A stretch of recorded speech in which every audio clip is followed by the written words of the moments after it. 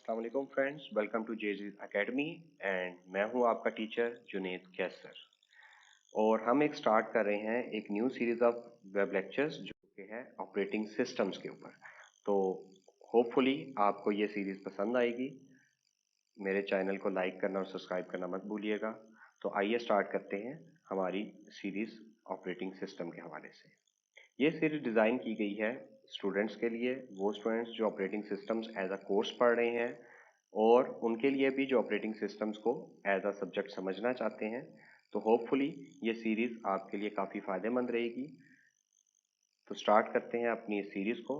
हमारा इस सीरीज़ का पहला लेक्चर जो है वो है इंट्रोडक्शन ऑफ ऑपरेटिंग सिस्टम के हवाले से। तो देखते हैं कि कौन कौन से कंटेंट्स हैं हमारे इस लेक्चर के। तो हमारे इस लेक्चर के कंटेंट्स में सबसे पहले तो आएगा कि what is an operating system. Secondly, operating system के गोल्स क्या हैं, what are the goals of operating system. Thirdly, we will review that what is the structure of computer system. Fourth, components of computer system कौन कौन से हैं, उसके हवाले से हम बात करेंगे डिटेल के साथ। इसके बाद हम बात करेंगे कि पर्पस क्या है किसी भी कंप्यूटर सिस्टम का, why we design a computer system and why we use a computer system. उसके बाद हम देखेंगे कि what is the organisation of a computer system, एक कंप्यूटर सिस्टम कैसे ऑर्गेनाइज होता है, वो कैसे काम करता है। उसके बाद हम स्टडी करेंगे कंप्यूटर सिस्टम के डिफरेंट ऑपरेशंस को, वो कौन से बेसिक ऑपरेशंस हैं जो कि एक कंप्यूटर सिस्टम परफॉर्म करता है। और उसके बाद हम एंड पे देखेंगे कि वो कौन सी रिस्पॉन्सिबिलिटीज हैं जो कोई ऑपरेटिंग सिस्टम परफॉर्म करता है किसी कंप्यूटर सिस्टम के अंदर। तो आइए अपनी इस सीरीज का स्टार्ट करते हैं। सबसे पहली बात, what is an operating system. तो एक बार डेफिनेशन को देखते हैं कि a program that acts as an intermediary between a user and a computer hardware. तो कंप्यूटर में ऑपरेटिंग सिस्टम एक ऐसा प्रोग्राम है जो एक मिडल रोल प्ले करता है यूजर ऑफ कंप्यूटर के दरमियान और कंप्यूटर हार्डवेयर के दरमियान। यानी कोई भी शख्स जो कि कंप्यूटर को इस्तेमाल करना चाहता है उसका यूजर है और वो कंप्यूटर के हार्डवेयर से काम लेना चाहता है, तो उसको एक ऐसा सॉफ्टवेयर चाहिए जिसकी मदद से वो हार्डवेयर के साथ इंटरेक्ट कर सके और ना सिर्फ इंटरेक्ट कर सके बल्कि उसको एफिशिएंटली यूज भी कर सके। तो ऑपरेटिंग सिस्टम एक्चुअली वो सॉफ्टवेयर है जो ये सहूलत प्रोवाइड करता है कि कंप्यूटर का यूजर कंप्यूटर के हार्डवेयर के साथ इंटरेक्ट कर सके। ऑपरेटिंग सिस्टम के गोल्स।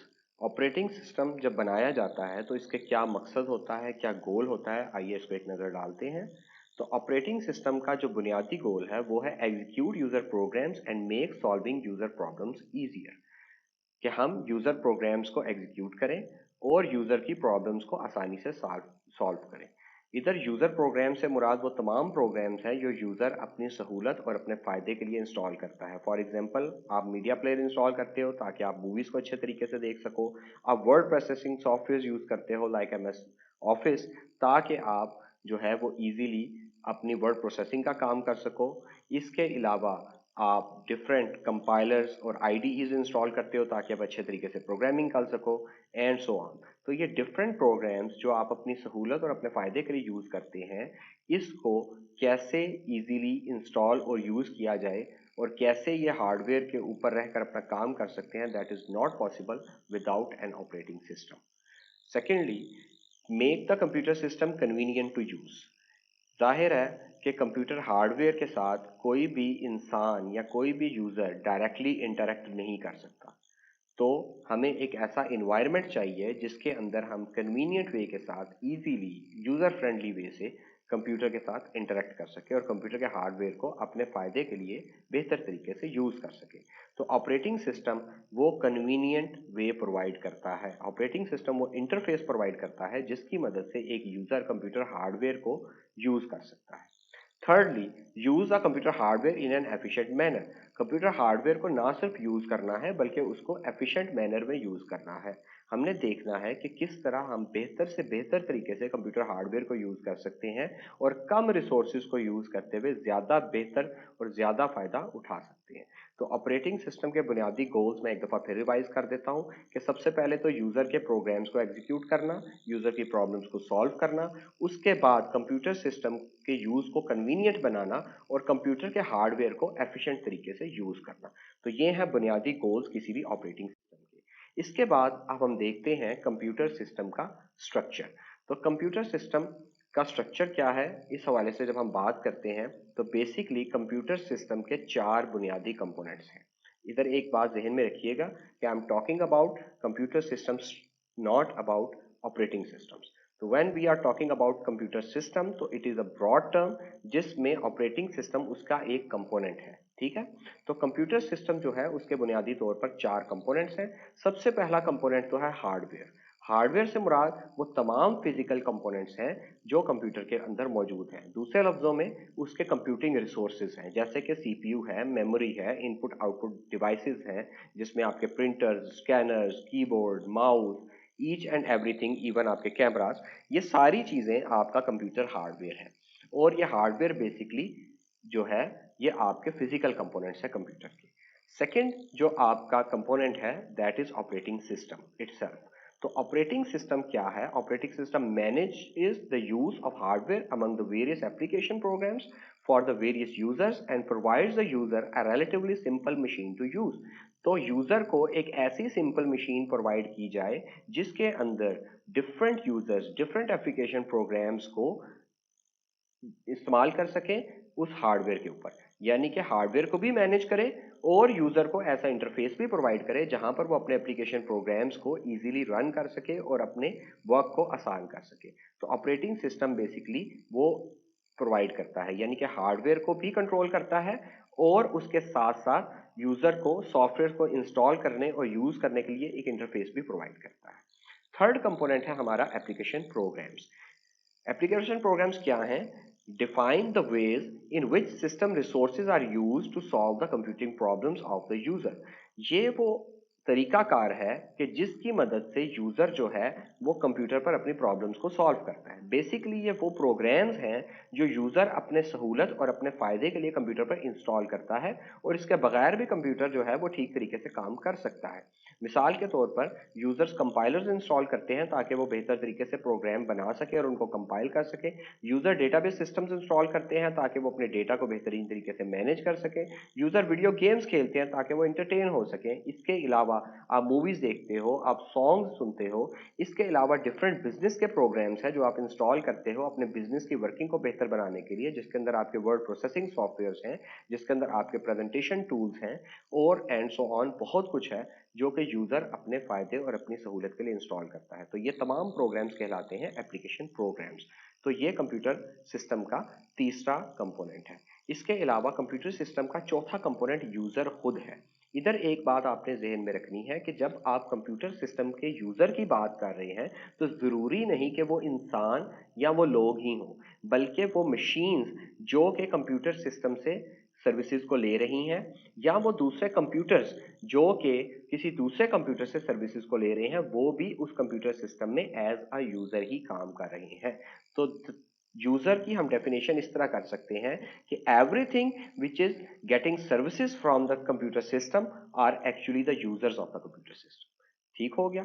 तो ये कंप्यूटर सिस्टम के वो बुनियादी 4 कंपोनेंट्स हैं जिसमें से हमारा जो कोर्स है वो बेस कर रहा है ऑपरेटिंग सिस्टम के ऊपर, जो कंप्यूटर के इन 4 कंपोनेंट्स में से एक कंपोनेंट है। इसके अलावा कंप्यूटर के कंपोनेंट्स की अगर हम ग्राफिकल रिप्रेजेंटेशन देखें तो हमें यह बात समझ में आती है कि सबसे बेस पर लाई करता है आपका कंप्यूटर का हार्डवेयर। बेसिकली ये तमाम फिजिकल कंपोनेंट्स हैं। इसके ऊपर फिर इंस्टॉल होता है ऑपरेटिंग सिस्टम जो कि हार्डवेयर को मैनेज भी करता है और यूजर के लिए एक इंटरफेस भी प्रोवाइड करता है और इस इंटरफेस के ऊपर यूजर इंस्टॉल करता है अपने एप्लीकेशन प्रोग्राम्स को। और ये एप्लीकेशन प्रोग्राम्स डिफरेंट टाइप के हो सकते हैं, for example compiler, assembler, text editors, database systems and so on. और इन एप्लीकेशन प्रोग्राम्स को इंस्टॉल और यूज करते हैं डिफरेंट यूजर्स। वो डिफरेंट यूजर्स हो सकते हैं, वो एक यूजर भी हो सकता है, वो मल्टीपल यूजर्स भी हो सकते हैं। तो एक दफा फिर इसको रिव्यू कर लेते हैं। सबसे नीचे है आपकी हार्डवेयर की लेयर, उसके ऊपर है आपकी ऑपरेटिंग सिस्टम की लेयर, उसके ऊपर आपके सिस्टम और एप्लीकेशन प्रोग्राम्स की लेयर है और सबसे ऊपर वाली लेयर है आपके यूजर्स की। तो यूजर जो है वो बेसिकली इन सारी लेयर्स को यूज कर रहा होता है with the help of softwares. उसके बाद आप हम देखते हैं कि कंप्यूटर सिस्टम बनाने का मकसद क्या है। What is the purpose of a computer system? तो computer system consists of software and hardware that are combined to provide a tool to implement solutions for specific problems for the users in an efficient manner and to execute programs. तो computer system के जब हम purpose की बात करते हैं तो हमें दो बुनियादी पर्पस नजर आते हैं। पहला पर्पस तो ये है कि ऐसा सॉफ्टवेयर और हार्डवेयर जिसको कंबाइन करके हम सॉल्यूशंस प्रोवाइड कर सकें, यानी कि कंप्यूटर सिस्टम हार्डवेयर और सॉफ्टवेयर का ऐसा मजमुआ है जो कि यूजर्स की प्रॉब्लम्स को सॉल्व करने के लिए बनाया गया है, ठीक है, और उसको एफिशिएंट तरीके से सॉल्व करता है। दूसरे नंबर पर ये उन तमाम प्रोग्राम्स को रन करता है जो यूजर अपनी प्रॉब्लम्स को सॉल्व करने के लिए इंस्टॉल करता है। मिसाल के तौर पर अगर आपने कोई लेटर टाइप करना है तो आपको चाहिए एक ऐसा सॉफ्टवेयर जो ये काम कर सके। फॉर एग्जांपल को वर्ड प्रोसेसिंग सॉफ्टवेयर, आप माइक्रोसॉफ्ट वर्ड ले सकते हैं, ठीक है। तो इस माइक्रोसॉफ्ट वर्ड को इंस्टॉल और एग्जीक्यूट करने के लिए हमें एक सिस्टम चाहिए और वो सिस्टम हमारे पास है कंप्यूटर सिस्टम, ठीक है। उसके बाद हमारी अगली बात जो है वो है organisation of a computer system. एक कंप्यूटर सिस्टम किस तरह ऑर्गेनाइज होता है।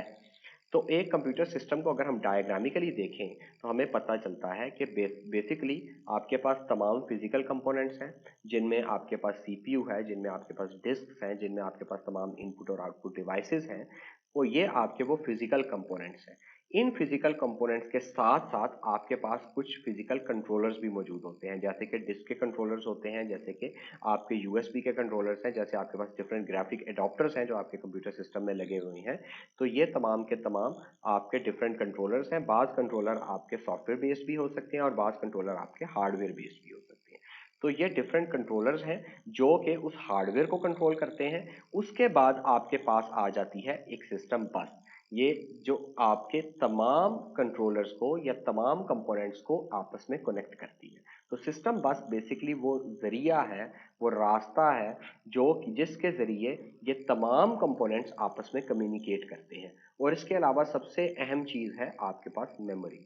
मेमोरी क्या है? मेमोरी वर्किंग एरिया है आपके कंप्यूटर सिस्टम का, यानी कि आपके कंप्यूटर के अंदर जो मेन मेमोरी है वो जगह है जहां पर आपके तमाम प्रोग्राम्स लोड होते हैं एग्जीक्यूशन से पहले।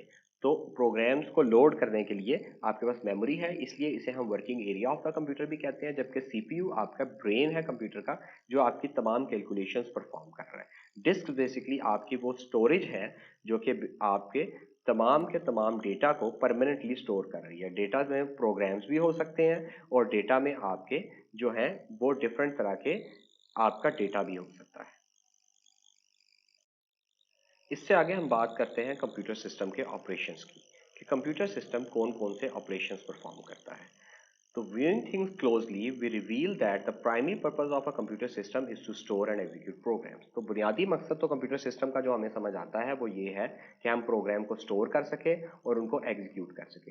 लेकिन इसके साथ साथ कंप्यूटर सिस्टम जो है वो कुछ बुनियादी ऑपरेशंस परफॉर्म करता है, कुछ टास्क परफॉर्म करता है। तो आइए देखते हैं वो टास्क कौन कौन से हैं। उसमें सबसे पहले नंबर पर storing and executable on a secondary storage device such as a hard disk. तो हमें हार्ड डिस्क के ऊपर अपनी तमाम एग्जीक्यूटेबल फाइल्स को स्टोर करना है। तो कंप्यूटर सिस्टम हमें ये काम एफिशिएंट तरीके से करने के काबिल बनाता है।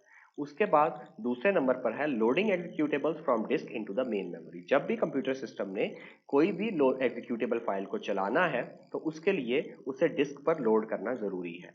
तो कंप्यूटर सिस्टम की डिस्क से उन एग्जीक्यूटेबल प्रोग्राम्स को मेमोरी में लोड करना भी कंप्यूटर सिस्टम का काम है।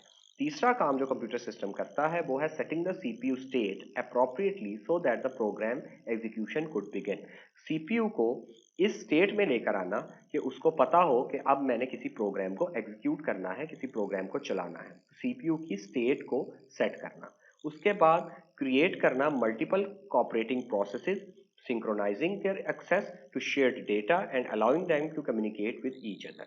यानी कि डिफरेंट प्रोसेसेस जो आपके कंप्यूटर पर रन कर रहे हैं, जो कि एक्चुअली आपके प्रोग्राम्स हैं, उनके दरमियान में शेयर्ड डेटा मौजूद होता है अक्सर, जिसको आपस में सिंक्रोनाइज करना, उस डेटा की शेयरिंग को मुमकिन बनाना और इस चीज़ को मुमकिन बनाना कि कंप्यूटर के डिफरेंट प्रोग्राम्स, डिफरेंट प्रोसेसेस आपस में एक दूसरे के साथ कम्युनिकेट कर सके और मिल के कोई काम कर सकें या ऑपरेटिंग सिस्टम को चला सकें या कंप्यूटर सिस्टम को चला सकें। तो ये था हमारा आज का लेक्चर ऑपरेटिंग सिस्टम के इंट्रोडक्शन के हवाले से। होपफुली आपको ये लेक्चर पसंद आया होगा। मेरे चैनल जेडीज एकेडमी को सब्सक्राइब करना मत भूलिएगा। मिलते हैं अपने अगले लेक्चर के साथ, तब तक के लिए अल्लाह हाफिज।